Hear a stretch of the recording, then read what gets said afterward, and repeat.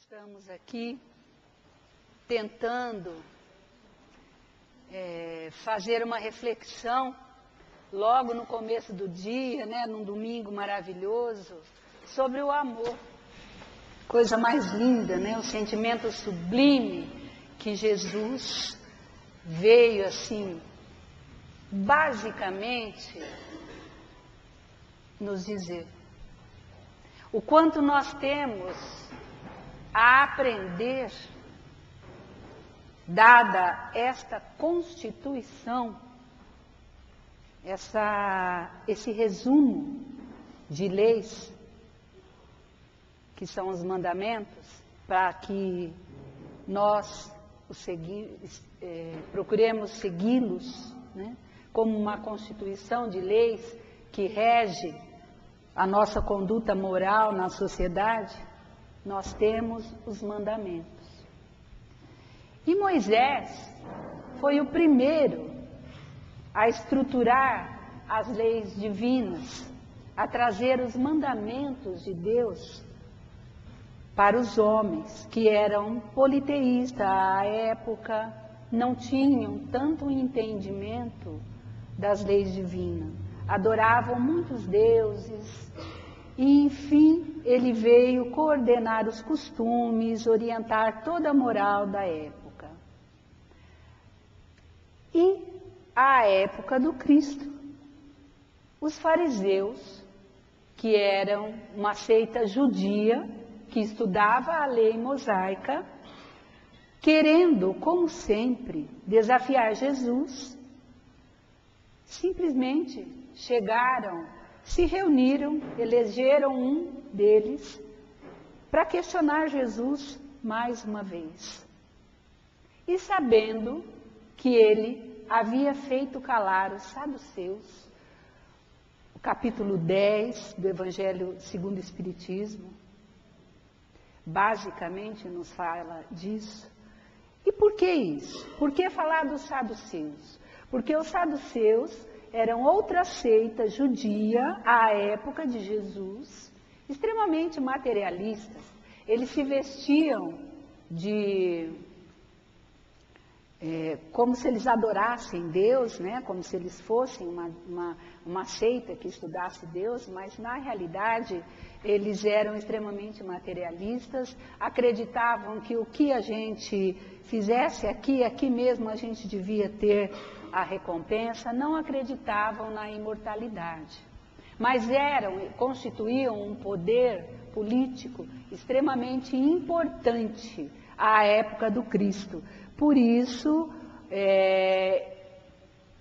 os fariseus se aliaram aos saduceus à época de Jesus, inclusive junto com os sacerdotes, estabelecer toda a trajetória do Calvário.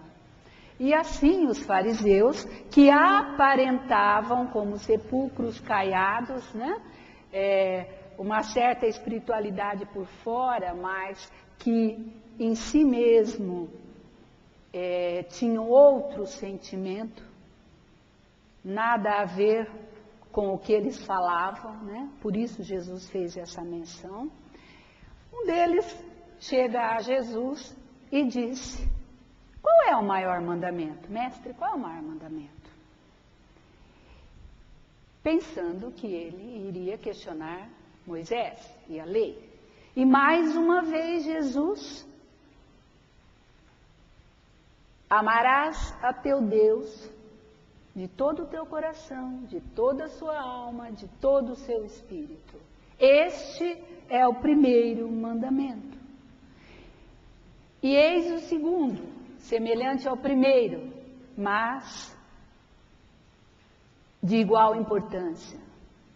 Amarás ao teu próximo como a ti mesmo. Nele estão contidos toda a lei e os profetas.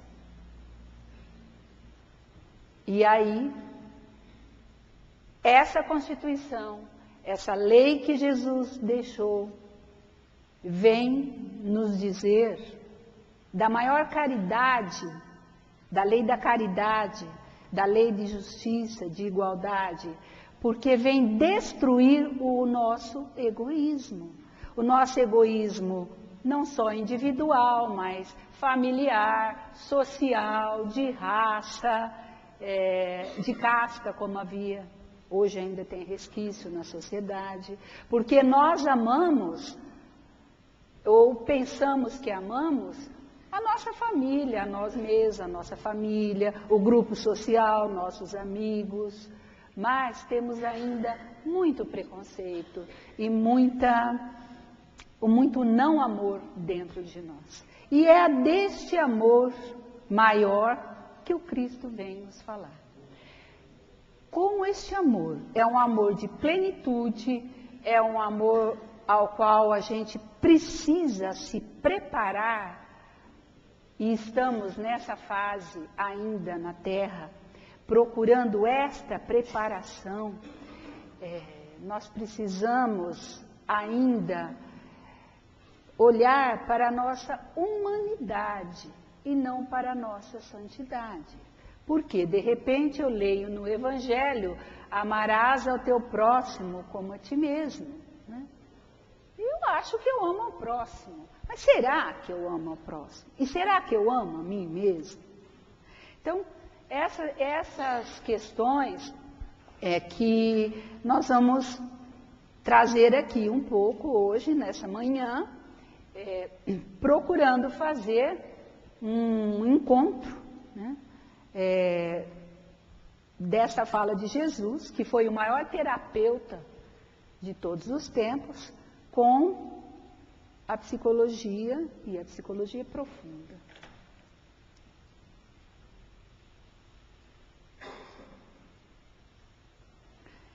Jesus veio nos falar da lei de amor, basicamente.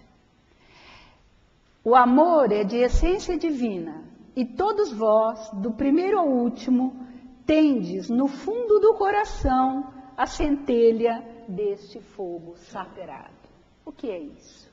Muito nós temos ouvido dizer que nós precisamos encontrar Deus dentro de nós, no mais profundo do nosso ser.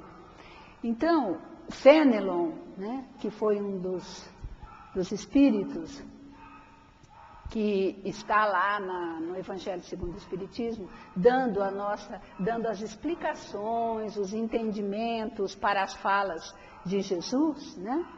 Ele vem trazer isso, e a gente para pensar o amor como a centelha desse fogo sagrado, né? Esse fogo, essa luz que ilumina a todos nós, os mais simples, os mais ignorantes, os mais dotados socialmente, intelectualmente. Então, todos nós trazemos, né, essa essência divina. Se nós olharmos para dentro de nós, muitos vão dizer, mas onde é que está essa essência divina? Né? E é muito disso que é a nossa procura durante toda a nossa vida. É tentar fazer esse movimento de introspecção, voltarmos para dentro de nós, para encontrar essa luz. Essa centelha do fogo sagrado. O amor a que Jesus nos refere, é um amor que faz com que nós evoluamos. Se nós não tivermos amor dentro de nós, nós vamos entrar e sair pela roda das encarnações, não vamos aprender as lições e vamos continuar aqui para tentar repetir. Né? Enquanto nós estamos repetindo os erros, assim como as crianças que repetem na escola toda aquela tarefa que não fizeram direitinho. Então, basicamente, se a gente começar a ter um pequeno entendimento do que é isso, nós vamos caminhando para essa lei divina. Essa lei de amor, de muito a gente tem ouvido falar, mas eu procurei trazer aqui o conceito de amor na atualidade. O que a gente pensa que é amor, né? Muita gente fala, você não me ama, o outro não me ama. O que é amor, né? Na atualidade, a gente basicamente acha que amor é carinho, é o outro chegar. Tudo bem, faz parte, né? Você ter carinho com as outras pessoas, mas não é só disso que se trata o amor, né? Muito se tem falado e veiculado nos meios de comunicação de massa que o amor, fala-se do amor romântico, né? Sim, nós precisamos aprender a amar uns aos outros, nós precisamos nos amar, né? E aí está incluído o amor romântico para aprender a amar a Deus. É aquilo que Jesus falou, o primeiro mandamento, amar a Deus. O segundo, que está ligado ao primeiro, como é que nós vamos amar a Deus se nós não nos amamos uns aos outros e basicamente a nós mesmos? Mas os meios de comunicação de massa falam disso. E será que só basta isso, né? Esse amor romântico, essa ligação que nós temos também no nosso inconsciente profundo, nas nossas lembranças, assim, que vem passado, né, através da história, tipo, olha, nós vamos encontrar a metade da outra metade da laranja, né?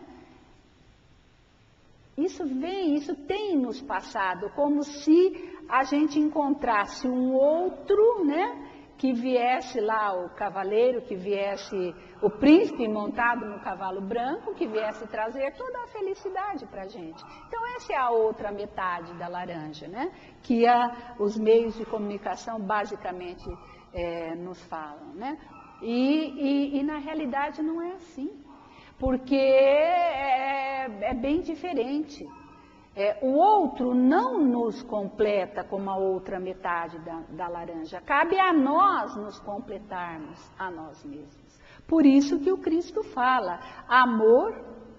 amar ao próximo como a ti mesmo.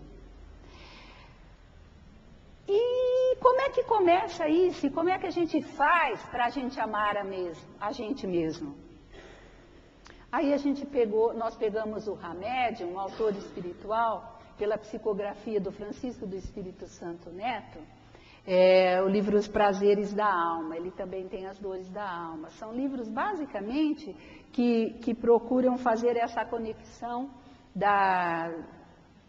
do amor espiritual com a nossa parte mais comportamental, que nossa atuação na vida, do aqui e agora, né? Do nosso comportamento enquanto seres humanos aqui encarnados.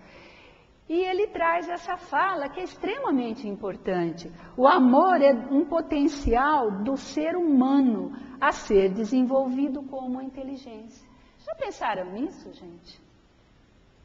A gente precisa desenvolver, assim como nós desenvolvemos a inteligência na escola, né? Nós não colocamos a criancinha, nós não damos, antes dela ir para a escola, a gente já dá os exercícios para ir, olha, coordenação motora, vamos apresentar os estímulos, sons, etc., vai para a escola. Então, aí por quê? Porque a gente vai tentar desenvolver a inteligência e o amor da mesma maneira, né? Precisa ser desenvolvido. E basicamente nós, porque enquanto aqui nessa plateia estamos como adultos, né? Não enquanto crianças, né? Então nós, como adultos, precisamos aprender a amar as crianças, aos nossos filhos, a amar os nossos netos, os nossos sobrinhos, enfim, as crianças que estão ao nosso redor, os professores, amar os seus alunos, gente. O que é que a gente está vendo hoje? Né? Professor não é mais aquele ídolo que as crianças gostavam, os alunos gostavam. Né? Mudou tudo. Né? Onde é que está o amor? Nós precisamos fazer essa volta a essa questão de que todos nós precisamos do amor, todos nós precisamos ser amados. Isso é condição sine qua non do nosso psiquismo.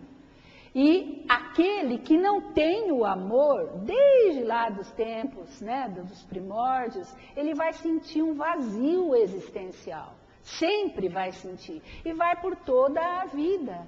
tentar preencher esse vazio existencial. E por isso que a gente está falando, esse encontro consigo mesmo, esse amor que nós precisamos ter e precisamos passar, precisamos doar. As feridas narcísicas, ou seja, aquelas feridas mais profundas que as crianças têm, né, os bebês adquirem num lar onde não são amados, não são queridos. Isso vai ser levado assim por toda a vida. Nós temos, quando recebemos a criança pequenininha, né, o espírito encarnado como bebê, ele já traz toda uma trajetória do espírito, mas nós temos aí grandes chances de ajudar essa criatura, de ajudar a elevar-se moralmente, espiritualmente, fazer todo um trabalho de base, como estamos plantando uma semente que depois vai dar uma árvore frondosa, frutífera, ou vai ficar uma árvore seca, que não vai dar fruto de forma alguma. Então, precisamos desenvolver este amor, basicamente conosco e com aqueles que estão ao nosso redor. Basicamente as crianças. A gente repete as crianças, porque nós estamos vendo tanta transformação no mundo e o que nós estamos vendo é que os pais estão delegando os poderes não é bem esse termo, a função, né, todo aquele envolvimento amoroso, a babá, às escolinhas, aos cuidadores, e as crianças ficam meio que à mercê da televisão e adiante, né, de outras pessoas. E é muito importante que se retome isso, porque a família precisa ser estruturada com base no amor. Por mais mudanças que a sociedade tenha feito, através de toda essa globalização, ainda é o sentimento maior, porque todos nós precisamos e vamos continuar precisando, de eterno, desta chama divina que nos envolve uns aos outros e que todos temos dentro de nós, né? Aí a gente pegou alguns sentimentos e emoções que podem ser confundidos com o amor, porque muitas vezes a gente acredita que ama, mas não ama, né? Verdadeiramente. Como é que está o nosso amor ao outro, né? Então, muitas vezes, aquela satisfação por estar com alguém importante. Por que importante em aspas? Porque esse importante é importante para nós. Pode ser que seja um famoso, pode ser que seja uma personalidade aí importante, enfim, qualquer outra pessoa. Mas ele é importante para nós. Às vezes não é nem uma pessoa famosa, nem conhecida, mas é importante para a gente. E se a gente aparece em público com aquela pessoa, nossa, olha, eu gosto de ir em tal lugar porque eu vou estar com aquela pessoa, e aí eu amo aquela pessoa. Nada disso. O que o Hamed nos diz?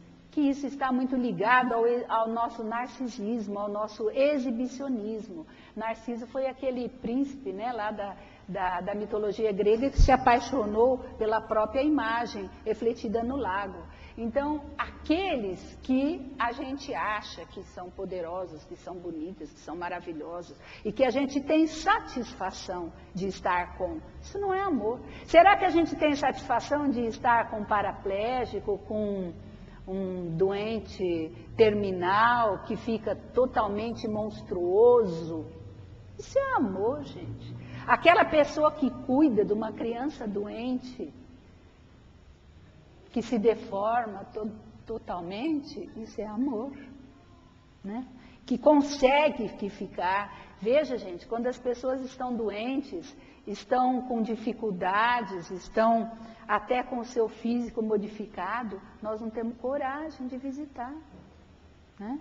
A gente não consegue chegar. Quando a gente vê que o quadro é muito triste, a gente não vai, né? Tudo bem, vamos respeitar o nosso limite. Mas importa que aquele que é o familiar que está, a quem foi imbuído, né, de cuidar, aquele cuide. Então, isso é amor, né? Porque não só os outros que são cuidadores profissionais. A criatura doente precisa basicamente daquele que a ama. Crise de ciúme.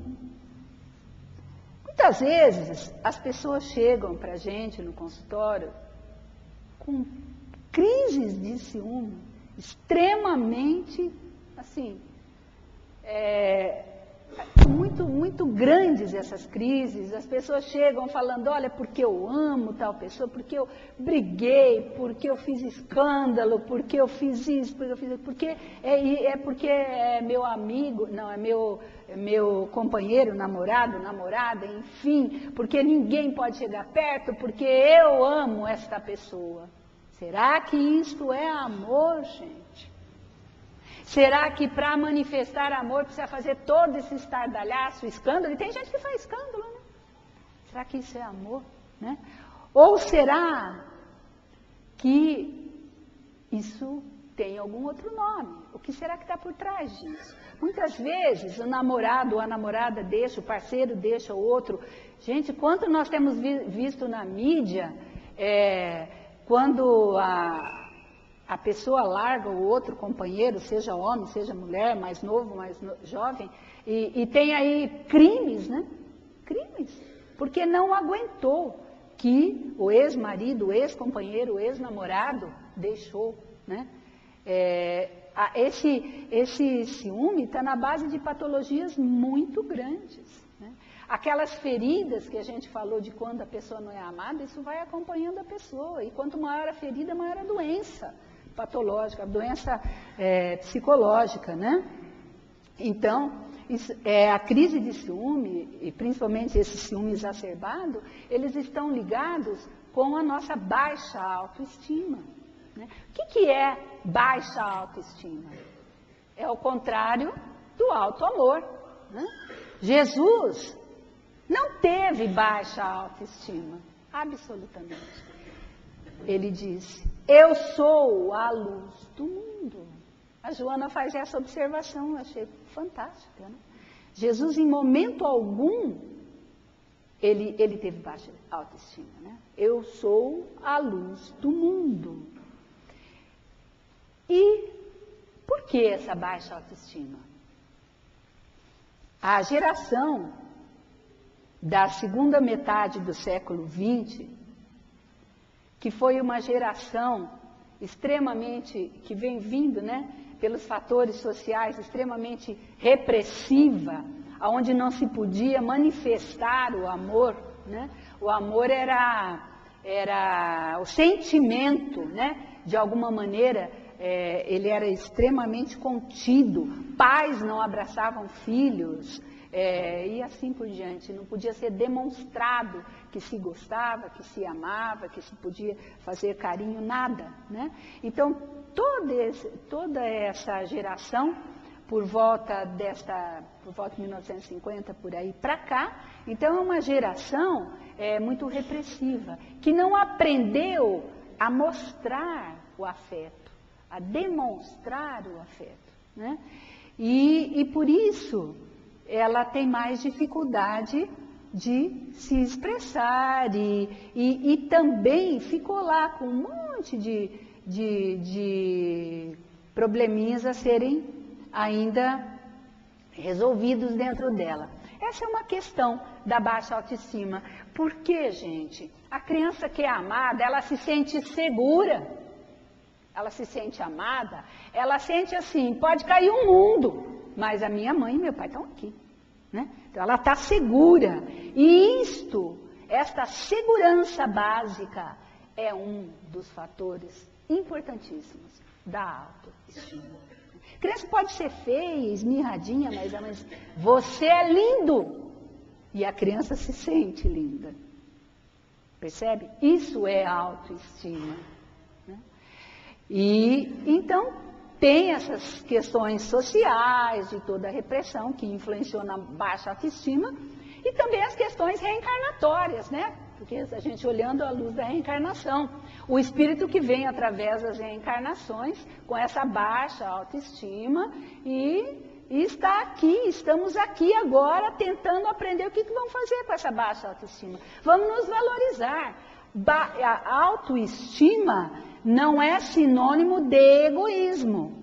A pessoa que tem uma autoestima adequada, ela não é egoísta, porque ela aprende a amar a si mesmo. E o amor, ele primeiro precisa estar envolvido, olha lá o que o Cristo falou, amar ao próximo como a si mesmo. Ele precisa estar dentro de mim, eu preciso me amar, né? E eu preciso, com isso, expandir esse amor ao outro. E expandir assim a Deus. E fica muito difícil. Como é que eu vou dizer que eu vou amar ao outro se eu não amo a mim mesmo? Falando ainda das crises de ciúme. A gente precisa ter ética para conosco mesmo. O outro não nos aceita, é problema dele. Nós nos aceitamos como somos e nos valorizamos. Essa é a questão. Essa é a questão da autoestima. É diferente de ser egoísta. E a pessoa que desenvolve o amor dentro de si, ela é generosa, ela se expande, ela aprende a dar. Então, gente, por favor, por mais que os poetas digam que o ciúme é o tempero do amor, cuidado com esse tempero. Não vamos pôr muito, né? Se a gente puser muito, já descambou para patologia. E também a necessidade desesperada de outro ser humano para viver ou ser feliz, né? O amor, gente, pressupõe vínculos. Nós precisamos uns dos outros. Lógico, nós precisamos nos vincular. Como diz a Amélia Rodrigues naquele poema maravilhoso da gratidão, é difícil viver na solidão. Nós precisamos, nem que for do amor de um cão, mas nós precisamos do amor, né? Precisamos de nos vincular. Mas nós precisamos aprender a viver só também, né? Nós não precisamos basicamente de uma outra pessoa para ser feliz. E às vezes a gente vive em ambientes terrivelmente agressivos, horríveis, achando que estamos amando o outro. Porque nós estamos precisando dele para ser feliz. Será que ser feliz é isso, né? Será que é uma carência afetiva muito grande que nós temos? Então nós precisamos aprender a ter ética conosco mesmo e nos amar. Essa relação também voltada ao primeiro, não suportar viver sozinho por dependência ou apego. Muitas pessoas não se separam, não saem do emprego, não separam do companheiro. E assim por diante, quando a gente está falando em amor, a gente não está falando exatamente de um tipo, nós estamos falando de uma maneira geral de todos os relacionamentos humanos, né? Por dependência ou apego. Então, é o caso, por exemplo, me lembrei de uma história que uma pessoa chegou para o Divaldo e disse, olha, quase 40 anos de convivência e estou para me libertar do meu companheiro, né? Aí eu vou ser feliz, né? Aí o Divaldo disse assim, mas por quê? Como, né? Como se libertar? Porque aí ele vai morrer, ele vai para um lado, no plano espiritual, e eu vou para o outro e eu vou separar dele. Porque não é que tem que ficar lá aguentando? Eu aguentei, mas ela aguentou com raiva, não aguentou com amor. Aí o Divaldo disse, você que pensa. Não vai não. O amor possibilita o ser caminhar do egoísmo para o altruísmo, é aquilo que a gente falou, a gente aprende, a gente sai enquanto criancinha daquilo que quer. Tem gente que não é nem criança, mas quer tudo para si, né? Egoísmo é quem quer tudo para si, né? Mas esse é um movimento infantil de amor, né? A gente aprende a sair de querer só tudo para dentro da gente e vai caminhando para olhar o bem do outro. Amar é querer o bem do outro. Não é querer o outro. Acho que a diferença é fundamental, né? E para que a gente aprenda a amar também, é muito necessário que o Jung, aquele analista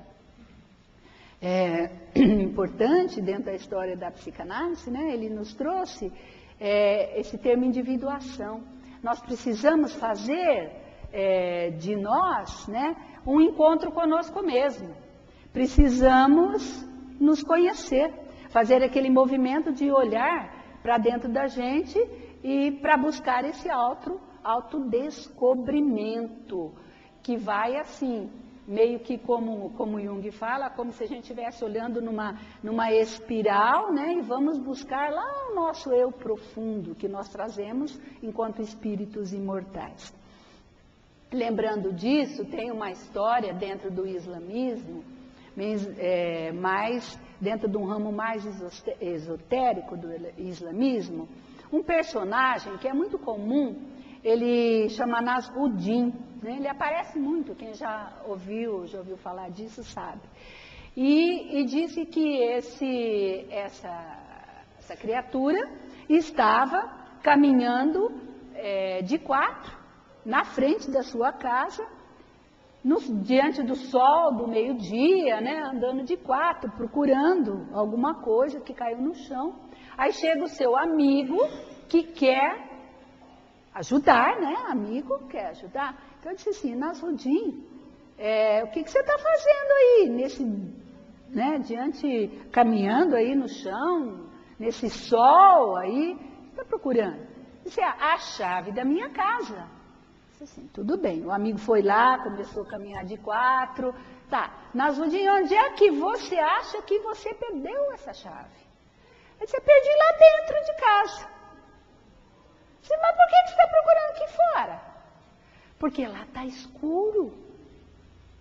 Então, o que é que a gente faz? A gente, ao invés de olhar para dentro da gente mesmo, e olhar para a sombra, que são aqueles sentimentos escuros, tudo aquilo que a gente não...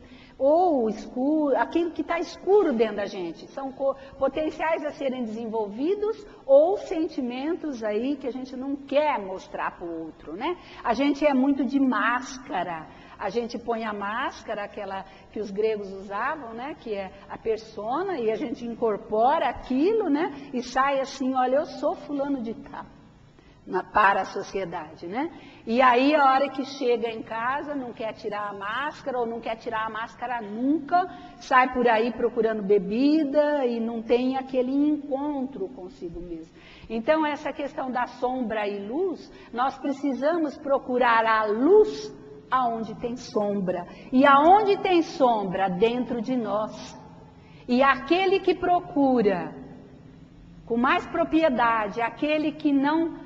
Porque isso é um processo contínuo, gente. Essa procura dentro de nós. E aquele que busca isso, quanto mais se busca e mais se descobre, menos sofrimento se aceita, né? E mais inteira a pessoa fica. Porque ele não põe a máscara, vem no centro, dá comida para o pobre, chega em casa, é o tirano doméstico. Ele vem, ele sai daqui, ele continua com aquele sentimento de amor dentro dele e vai continuar sendo ele, né? Não dividido, uma pessoa para fora e outra para dentro. É isso que nós precisamos procurar dentro de nós, essa integração para sermos nós, tanto aqui quanto lá fora. Evidentemente que tem situações diferentes, né, gente? Nós não vamos estar aqui com vestido de gala como se fôssemos a um casamento, né? Aí é outra coisa, é outra história.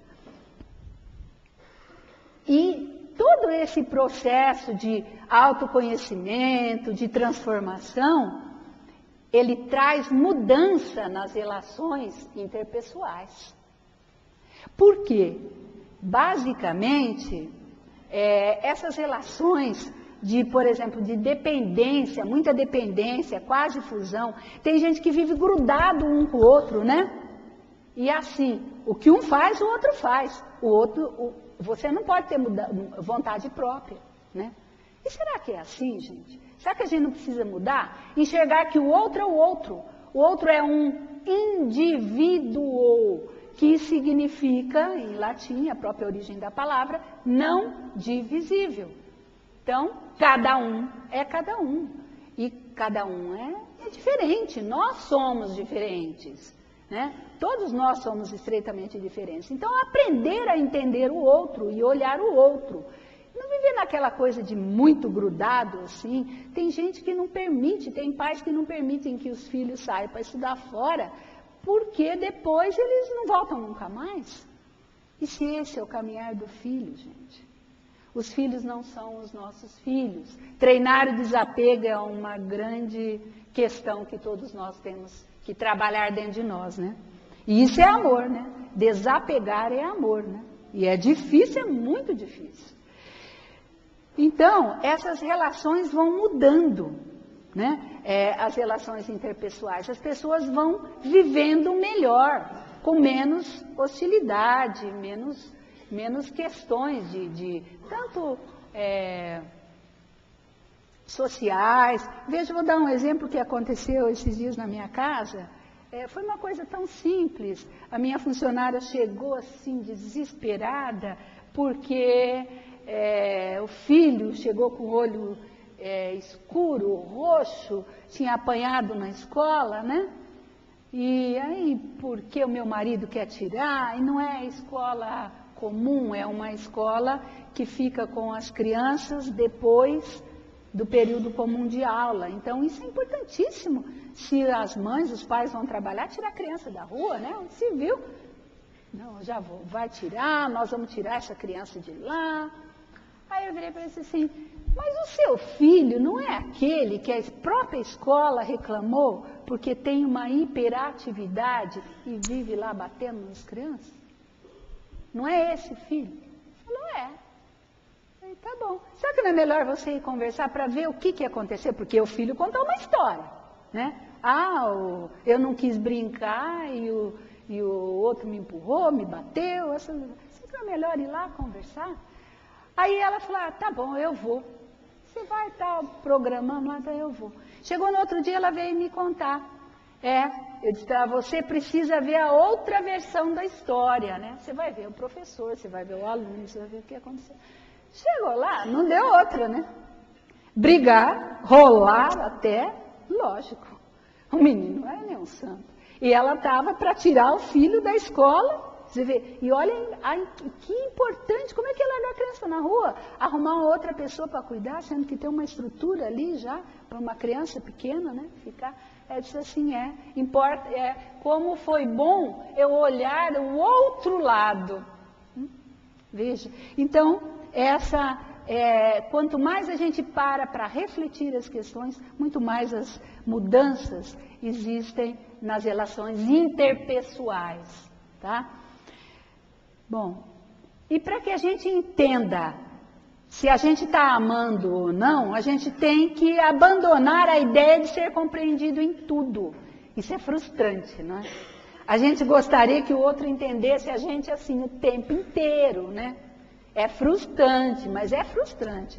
Por mais que a gente queira, o outro não nos entende o tempo inteiro.